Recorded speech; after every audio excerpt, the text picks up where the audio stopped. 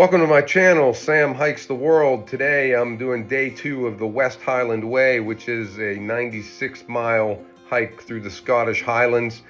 Completed this hike over 9 days with my wife Christy and my sister Cindy and my brother-in-law Eric. Posted day 1 yesterday. Day 2 we're starting in Drymen and working our way to Balmaha.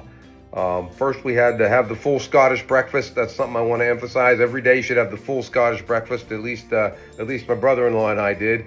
Loaded with every kind of meat and egg and mushroom and tomato and things you could want. That's the way to eat. We hit the road. We had to hike about a quarter mile from Drymen back to the West Highland Way. Went through this neat, very short but kind of hedgerow tunnel. Felt like we were entering a portal into the Highlands. Came out of that and saw mist and fog and started to hike uphill. And it was a misty, foggy day, particularly overcast. And I think we were hiking Connick Hill today and should have had great views over Loch Lomond, but as we started out, weren't overly optimistic, but we're enjoying the day anyway. One of the neat things about the West Highland Way is sometimes you pick up a hitchhiker, another solo hiker along the way, solo backpacker maybe, looking for some company.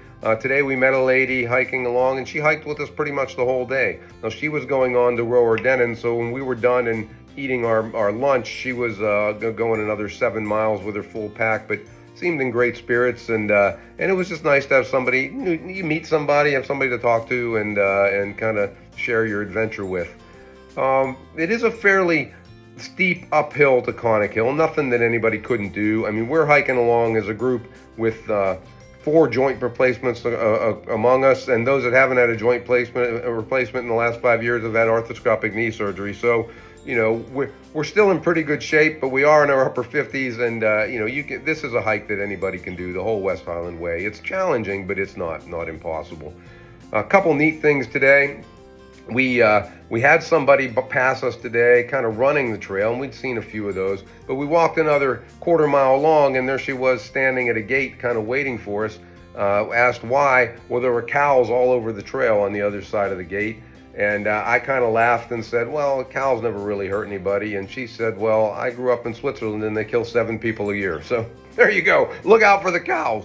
Made me a little nervous because I'd hiked in Switzerland past a bunch of cows a few years ago. So she kind of walked with us through the trail. We did our best to shoo the cows out of the way as a group and kind of move our way through them. And the interesting thing about the West Highland Way, it passes through some private land and pastures and things as you go. So you see sheep and cows and things of that nature. Once we got through that, we really started the steep part heading up to Connick Hill.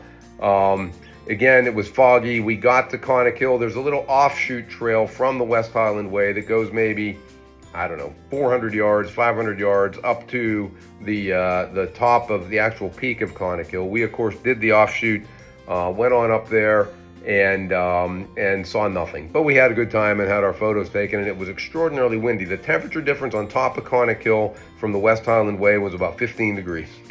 We were like, God, it's freezing up here. Got back down off Connick Hill and started hiking down towards Balmaha, and lo and behold, there comes the bonny banks of Loch Lomond emerging from the clouds. It was beautiful. It was a great sight. It was our first really sight, I'd say. You know, this is something to see on the West Highland Way. Even though we were on day 2, we took plenty of time to take photos and stop and just admire it. And really, there's a number of really great viewpoints over the lake there, and really enjoyed that.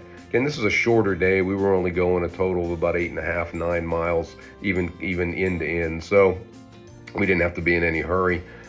We did then hike on down, and when you leave that area, you kind of suddenly you're in, it's almost like a rainforest coming down towards the lake. Very thick underbrush and trees. Reminded me a little bit of the Smoky Mountains here in the southeastern United States. Hiked through that and made our way to the Oak Tree Inn, which was where we were spending the night on day 2, right on the banks of Loch Lomond. Had some lunch there in Balmaha. The Oak Tree Inn was great. I think it might be the only option in town. None of these towns are very big.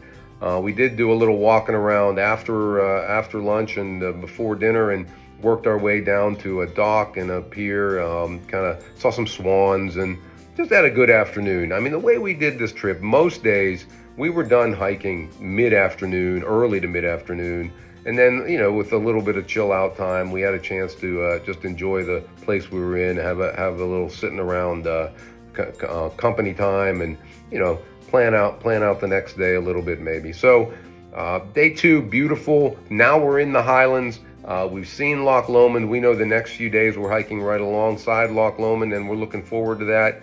And tomorrow, or sometime shortly, anyway, I'll post day 3, and we'll talk about where we go from Balmaha. Thanks for visiting my channel. Remember to hit that subscribe button.